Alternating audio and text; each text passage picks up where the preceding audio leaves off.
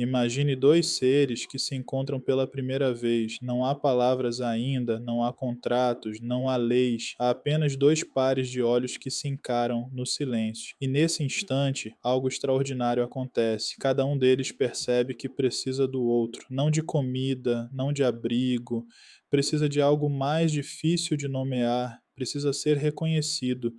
Precisa que o outro diga com o olhar ou com a existência inteira: eu te vejo, você é real, você importa.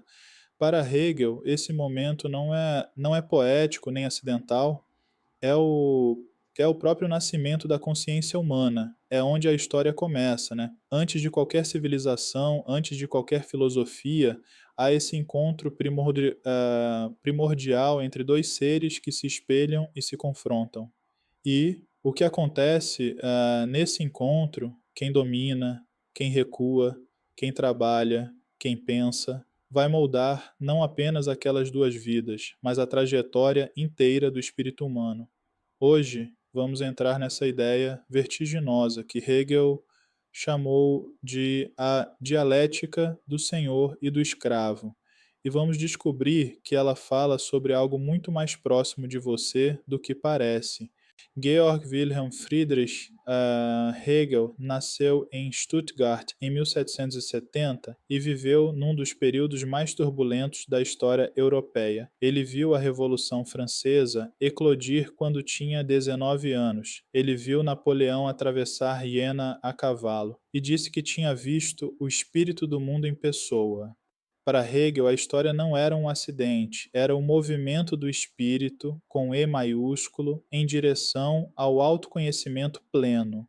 Em 1807, ele publicou A Fenomenologia do Espírito, um livro que até hoje intimida filósofos experientes. É denso, é difícil, é genial. E no coração desse livro há uma seção pequena, em tamanho mais gigante, em impacto, a dialética do senhor e do escravo. O projeto de Hegel era entender como a consciência se desenvolve, como saímos de uma experiência bruta, imediata do mundo e chegamos ao autoconhecimento genuíno. E sua resposta chocante foi: esse caminho não começa com meditação solitária, começa com o conflito, começa com outros, com essa constituição com o outro. A consciência não se descobre sozinha, ela se descobre no espelho perturbador de outro ser que também quer existir. Antes de chegar ao confronto, Hegel nos apresenta uma ideia fundamental. Toda consciência é, em sua essência, desejo. E o desejo mais profundo de uma consciência não é por objetos do mundo, não é fome, não é sede. É o desejo de ser desejada, de ser reconhecida por outra consciência.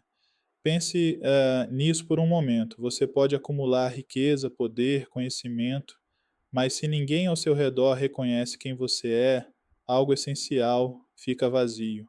Hegel chamava esse movimento de Begierde, desejo. A consciência busca confirmar a si mesma no mundo externo, mas objetos não confirmam nada. Você consome uma maçã e ela desaparece. Não há diálogo, não há espelho verdadeiro. O único espelho adequado para uma consciência é outra consciência. Só outro ser que também deseja, que também pensa, que também quer existir, pode oferecer o reconhecimento que precisamos. Mas aqui mora o problema. Esse outro também quer ser reconhecido. Ele também precisa de si para achar, para se confirmar. E de repente, o encontro entre dois seres que precisam um do outro se transforma numa tensão perigosa, né? Dois espelhos se encarando, cada um querendo que o outro diga primeiro: você é real.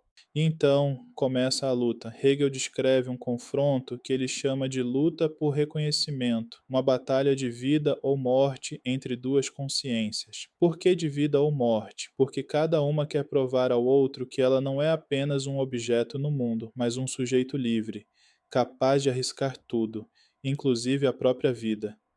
Arriscar a vida é o gesto supremo de liberdade. Quem não tem medo de morrer demonstra que é mais do que um animal preso ao instinto de sobrevivência. É um ser espiritual. Mas aqui a dialética revela sua crueldade. Se os dois lutam até o fim e um morre, o vencedor perde exatamente o que precisava: o reconhecimento. Um cadáver não reconhece ninguém. O espelho se quebrou. Então o que acontece? Em algum momento, um dos dois recua. Um prefere a vida à liberdade absoluta, prefere se submeter a morrer, e nesse instante a estrutura que Hegel chamou de senhor e escravo nasce. O que ousou morrer torna-se o senhor, o que preferiu viver torna-se o escravo. Mas, e aqui começa a virada, essa hierarquia carrega em si a semente de sua própria destruição. O senhor parece ter ganho tudo, ele domina, o escravo trabalha para ele, o escravo transforma a natureza, planta, constrói, fabrica e entrega o produto pronto ao senhor que simplesmente consome. O senhor não precisa lutar com a resistência do mundo. Ele vive numa espécie de luxo existencial mediado pelo trabalho do outro. E o reconhecimento, o escravo reconhece o senhor, inclina a cabeça, obedece, confirma a superioridade do dominante. Parece perfeito, mas Hegel nos mostra que essa vitória é uma armadilha. O reconhecimento que o senhor recebe é vazio. Pense bem, o senhor queria ser reconhecido por outro ser livre, outro sujeito pleno, mas o escravo não é mais tratado como sujeito, é tratado como coisa, como instrumento. E o reconhecimento de uma coisa não vale nada, é como querer que seu espelho te elogie. O senhor está preso numa relação que ele mesmo corrompeu. Quanto mais domina, mais esvazia o valor do reconhecimento que esquece. Ele venceu a GDI, sabe, em boa batalha, cidade, pempejos, verdade, da Edilboci, não haja guerra. Sua consciência permanece incompleta, dependente de alguém que ele próprio desumanizou. O senhor, paradoxalmente, está preso. E então, a dialética faz sua virada mais surpreendente. O escravo, aparentemente o perdedor absoluto, carrega em si a possibilidade da verdadeira liberdade. Por quê? Pelo trabalho. O escravo não consome o mundo, ele o transforma. Ele pega a matéria bruta da natureza e imprime nela sua inteligência, seu esforço, sua vontade. Um bloco de pedra vira uma coluna, uma árvore vira uma mesa, e nesse processo algo acontece que é filosoficamente revolucionário. O escravo vê a si mesmo no objeto que criou. Sua consciência está objetivada no mundo. Ele se reconhece no produto do seu trabalho. Hegel chama isso de exteriorização, a consciência que se projeta para fora e se reencontra transformada. O escravo também passou pelo medo da morte, né? Aquela experiência radical que dissolveu todas as certezas e o forçou a se reconhecer como ser livre, mesmo na servidão.